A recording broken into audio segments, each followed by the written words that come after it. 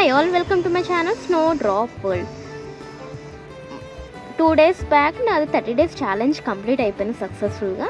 నిన్నటి నుంచి నేను మళ్ళీ కొత్తగా 50 days ఛాలెంజ్ చేస్తున్నాను అనమాట. సో ఇప్పుడు దాకా ఎలా నన్ను సపోర్ట్ చేశారో ఇది కూడా చూసి నన్ను సపోర్ట్ చేయండి, అలానే సబ్స్క్రైబ్ కూడా చేసుకోండి. నిన్న డే 1 చేశాను అనమాట, ఇయర్ రింగ్స్. ఇది కంటిన్యూషన్ అనమాట, డే 2 అనమాట. ఇయర్ రింగ్స్ ఎలా కట్ చేయాలి అండ్ ఎలా అనే